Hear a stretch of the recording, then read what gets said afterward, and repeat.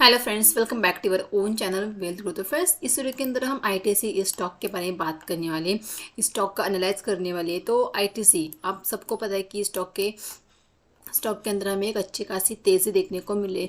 Market के अंदर गिरावट हो रही है, लेकिन ये स्टॉक कंटिन्यूली हायर हाई लगाता हुआ ऊपर की तरफ जाता हुआ दिख रहा है।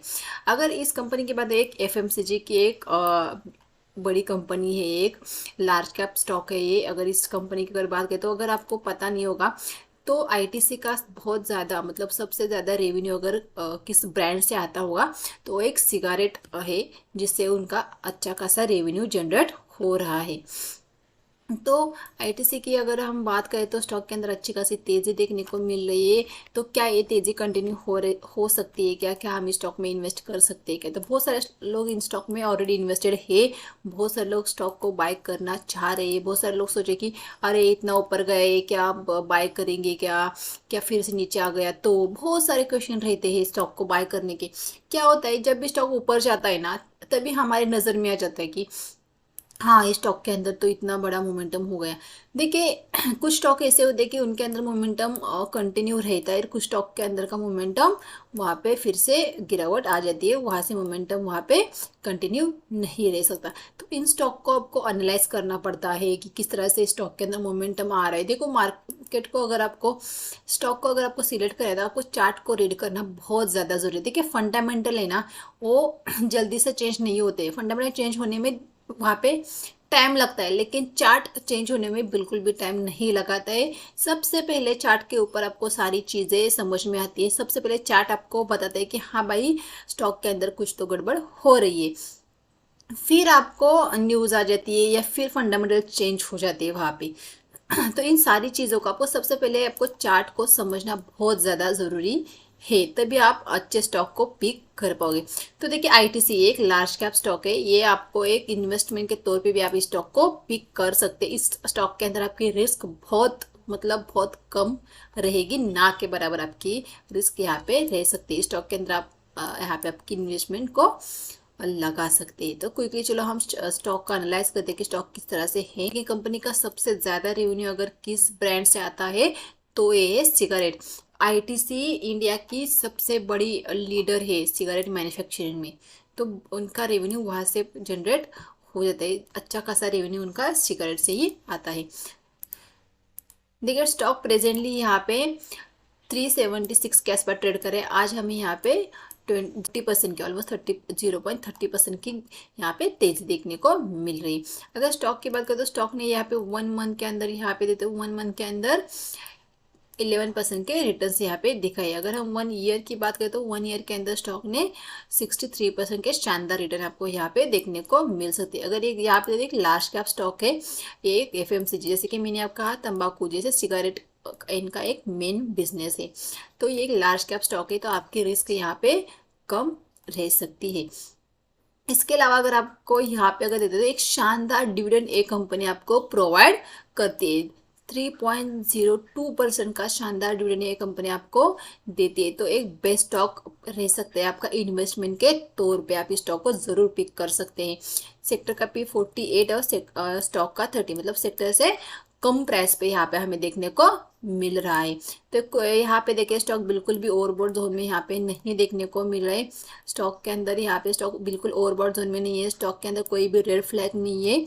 स्टॉक के रिटर्न शानदार है, डिविडेंड अच्छी खासा यहाँ पे देखने को मिला है। तो क्विकली फाइनेंशियल की बात कर लेते हैं। की बात करें तो यहाँ पे रेवेन्यू के अंदर हमें हर साल में बढ़ता हुआ दिख रहा है। जैसे अगर ईबिटा की बात करें तो यहाँ पे भी हमें हर साल एक बढ़ता हुआ दिख रहा है। अगर नेट इनकम की बात करें तो नेट इनकम भी हमें बढ़ता हुआ दिख रहा है प्रीवियस ईयर से इस ईयर के अंदर। अगर यहाँ पे प्रमोटर की बात करें तो देखिए प्रमोटर की यहाँ पे कोई भी होल्डिंग देखने को नहीं मिल रही है। जैसे कि म्यूचुअल फंड की 9.65% की यहाँ पे हमें म्यूचुअल फंड की होल्डिंग देखने को मिले। इसके अलावा डीआईएस की 32.51% की होल्डिंग देखने को मिले और एफआईएस की 42.96। देखिए यहाँ पे जो बड़े इन्वेस्टर है उनके हाथ में अच्छी खासी होल्डिंग पड़ी है इस स्टॉक की, तो डेफिनेटली उन्होंने कुछ सोच के अपनी यहाँ पे अपने इतने पैसे को लगाए। देखिए यहाँ पे दिसंबर के अंदर और सितंबर के अंदर यहाँ पे एफआईएस ने अपनी होल्डिंग को, देखिए जून में कितनी होल्डिंग थी 12%। और अचानक उन्होंने सितंबर दिसंबर के अंदर अपनी होल्डिंग को डबल किया है, मतलब 42% यहाँ पे डबल से भी बढ़कर यहाँ पे अपने होल्डिंग को बढ़ाया है। 42% मतलब आधा हिस्सा कंपनी का एफआईओ के हाथ में है। और रिटेलर की 14% की होल्डिंग हमें यहाँ पे देखने को मिलती है। रिटेल का क्या होता है, देखिए जब स्टॉक ऐसा ऐसा होता है ना, वो स्टॉक को होल्ड करके बैठते हैं, स्टॉक थोड़ा सा ऊपर वो निकलना शुरू होता है, स्टॉक फिर ऊपर जाता है, फिर ऊपर जाता है, और वो फिर यार में तो या बीच में ही निकला। देखो जैसे जैसे रिटेल निकलते जाते हैं स्टॉक ऊपर चलता हो जाता है। और ये जो बड़े बड़े हम जिन्हें ऑपरेटर प्रमोटर या हम जिन कोई भी उनको नाम दे सकते हैं, जो एफ आई डी आई है, ये लोग वहाँ पे अपने होल्डिंग को इंक्रीज करते जाते हैं, हम वहाँ से निकलते जाते हैं, और हम वहाँ पे कम प्रॉफिट में निकल जाते, वो अपने अच्छा खासा प्रॉफिट उस स्टॉक के अंदर कमा ले जाते। तो चलो क्विकली चार्ट देखते हैं कि चार्ट पे हमें स्टॉक किस तरह से यहाँ पे देखने को मिल। देखिए यहाँ पे हमने आईटीसी का चार्ट लगा के रखा है, हमने हमने 1 डे का टाइम फ्रेम लगा के रखा है। देखिए यहाँ पे अगर हम देखेंगे तो एक शानदार तेजी अगर यहाँ पे स्टॉक के अंदर हमें अच्छी खासी तेजी देखने को मिले, देख सकते हैं। कंटिन्यू कंटिन्यू स्टॉक ऊपर की तरफ जाता हुआ दिख रहा है, अच्छा खासा मोमेंटम स्टॉक के अंदर हमें देखने को मिला है। देखिए अभी हम स्टॉक को किस तरह से पिक कर सकते हैं, तो मैं आपको एक बार वीकली चार्ट दिखाती हूँ। अब इन्वेस्टमेंट के तौर पे अगर हम स्टॉक को पिक कर रहे हैं तो देखिए यहाँ पे ये जो लेवल है, यहाँ पे अगर मैं आपको दिखाऊँ, यहाँ पे स्टॉक का ब्रेकआउट, यहाँ पे एक बार रजिस्टर खाया, फिर रजिस्टर खाने के बाद थोड़ा सा रेस्ट होने के बाद फिर से एक बड़ी सी कैंडल ने यहाँ पे ब्रेकआउट किया है, मतलब एक बड़ी सी कैंडल ने ब्रेकआउट किया है। यहाँ पे एक इनसाइडर कैंडल फॉर्म होती हुई दिख रही है।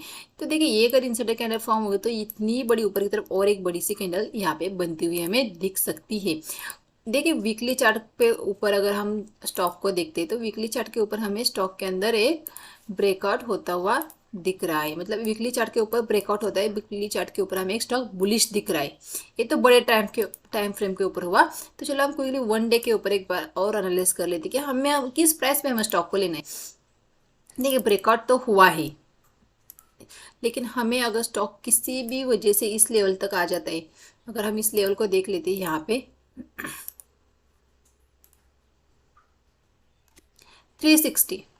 360 के आसपास अगर स्टॉक आ जाता है तो डेफिनेटली हम इस स्टॉक को पिक कर सकते हैं और हम लॉन्ग टर्म के लिए स्टॉक को होल्ड कर सकते हैं। फिर से हमें एक अच्छा देखिए फ्रेश ब्रेकआउट आया तो फिर से हमें 12% का एक मोमेंटम यहाँ पे पेंडिंग है वीकली चार्ट के ऊपर।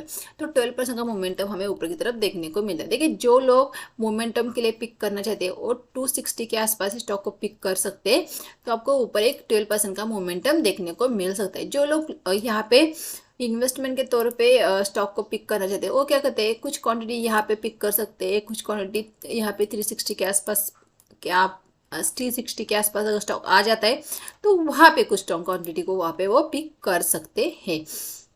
देखिए जब भी हम किसी स्टॉक को इन्वेस्टमेंट के तौर पे अगर वहाँ पे सिलेक्ट कर ले तो हम उस स्टॉक को हर एक गिरावट में वहाँ पे बाय करना चाहिए।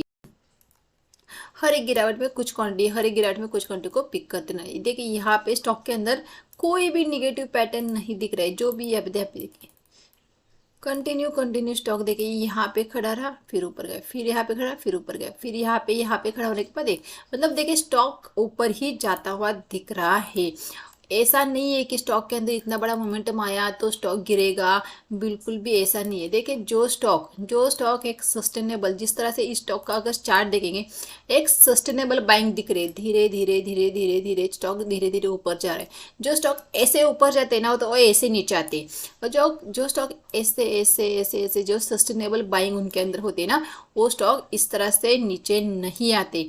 अगर उनके अंदर गिरावट हो भी जाती है तो थोड़ी सी रिट्रेसमेंट हो जाती है, फिर से स्टॉक अपने वही चाल पकड़ लेते। लेकिन आपको देखना है कि भाई स्टॉक के अंदर जो बाइंग आ रही है वो कैसे, ये ऐसे बाइंग आई है या स्टॉक बस ऐसे प्राइस एक्शन बनाते ऊपर जा रहे हैं। जो स्टॉक प्राइस एक्शन बनाते ऊपर जाते हैं उनके अंदर हमें उतनी गिरावट नहीं देखने को मिलती जितनी हमें एक क्विक स्पाइक के ऊपर, जो स्टॉक एक स्पाइक के साथ ऊपर जाता है उस स्टॉक में हमें जो गिरावट देखने को मिलती है उतनी गिरावट हमें प्राइस एक्शन बनते हुए या एक सस्टेनेबल बाइंग जिस स्टॉक में होती है उनमें गिरावट नहीं देखने को मिलती।